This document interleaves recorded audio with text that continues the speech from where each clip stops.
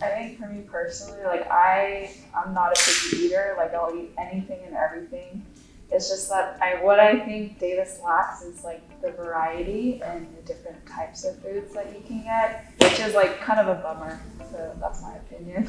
I would have to agree about the lack of ethnic diversity in the food, and I think there is also, in some cases, a lack of authenticity as well. But overall, I would say that the food has been pretty good, and there are some gems here and there.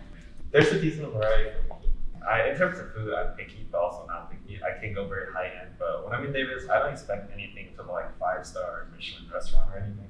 I feel like what Davis has to offer pretty much fits my standard. One thing I'm not there is because I eat a lot. Usually go into a restaurant, I personally will spend more than $50, like 3 entree at least.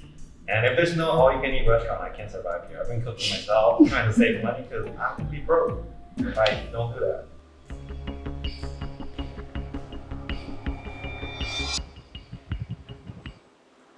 I'm just talking for myself. I'm an extrovert, so it's pretty easy for me to walk up to someone. But I'm also kind of awkward too, so sometimes I kind of mess up. But like since Davis is a friendly environment, I feel like there's not many people who are going to like be repulsed by you if you do if you do come up in a non-creepy way. I'm actually an introvert, so it is a little harder for me to just like walk up to someone and start a conversation. But I know that if I was to do that people would be welcoming and for the most part inviting. When it comes to like making plans, like I can't do that. But like just talking to a random person like on the street, like I'll do that, it's fine. Easy, people are nice.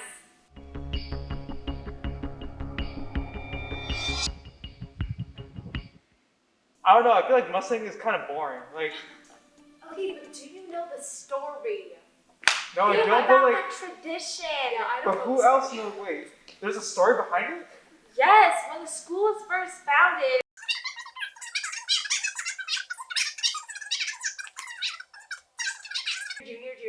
Junior. Oh, I actually didn't know that. I could be wrong, but I think I'm right. There's a lot of universities that already have Mustang, but like, what university has a cow? Like, I kind of relate myself more to a cow than to a Mustang. I will be real. Like, I don't know. I like cows. Cows are pretty cool. Gotta keep the tradition. Like changing it, like we're just killing the tradition. Wait. Question. If you think it's a tradition, why aren't you there? Why are you neutral? Because What's your neutral perspective? What's your other side of perspective? Because at the same time, I feel like we could make the cow look really cute as a mascot, and that's Exactly, why. you should have said it in the first place.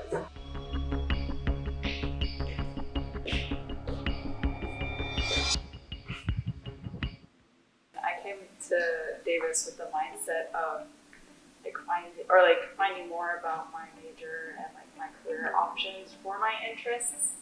And I think bringing that mindset into college, I haven't really like done anything crazy different. Like I'm not doing math problems for fun. I actually added another major after coming to Davis. I'd already known like aspects of it, but then also joining a club, I got really like acquainted with that topic and really interested to pursue it. I think once I arrived to college, I kind of just got hit with this realization like, I'm independent, I can make my own choices, I can pave my own path. And growing up, I used to be surrounded with a lot of like academically oriented, STEM-oriented students. And I knew that while it was something that I was interested in, I knew that I still had this like inkling for like arts and things like that. And so I kind of just set off and was like, you know what, I should probably just take my shot and do something in that kind of area.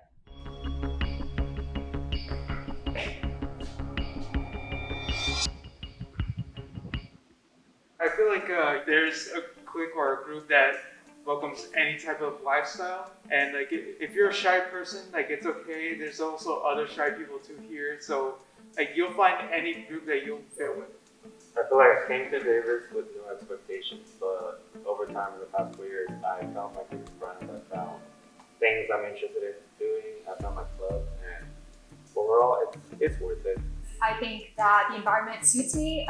I think a lot of people would say that it has a very like calm, serene vibe, and I think that's something that I resonate with a lot. As she said, like this is a calm, serene place, and I'm not a calm, serene person, but I do feel like because it's such a big school, like you can find friends that are kind of like you, which is why I'm not over there. But like, I don't know, I just feel like this is not the place for me.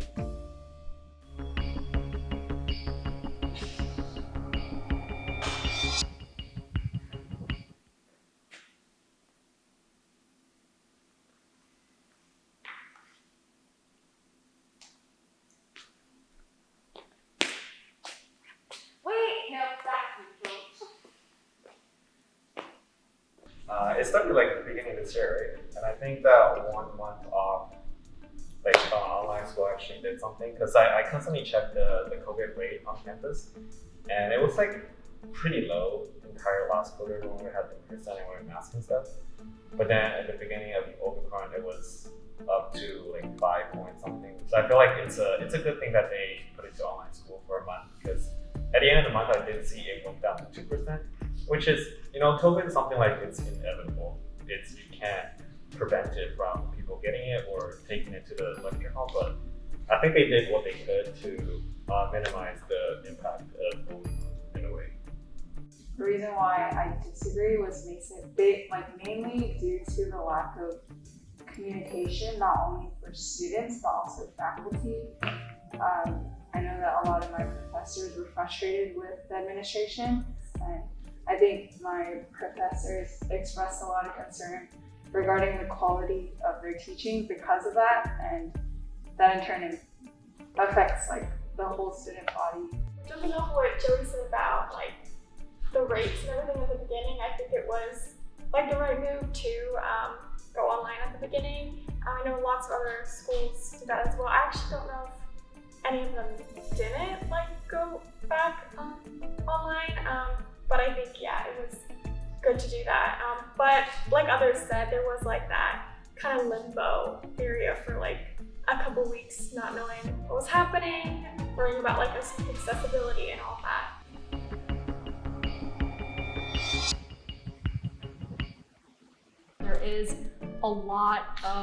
There's a lot lacking when it comes to arts and humanities courses.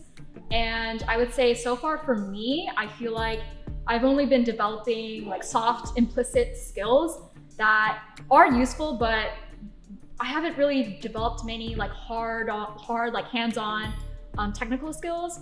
And I just wish there was more of a balance between theoretical and practical for me. I definitely agree with you, and I did have that mindset that a lot of the classes or for me personally, a lot of classes that I'm taking are more theoretical. But to make up for that, I feel like a lot of my professors have been very proactive in providing like internship opportunities or letting their students know of other organizations that they can join on campus and off campus as well, to really get into the nitty-gritty and that hands-on experience. A lot of you mentioned like internships and jobs, and I feel like for me, hearing this question, that's what I thought of. Because at Davis, I've done quite a few like things outside of classes that have really been beneficial, and I feel like have, at times been even like better than some of the classes just because it is like more hands-on. So like internships and like an on-campus job, I feel like I have more experience like in the workplace, just some more like skills that can help.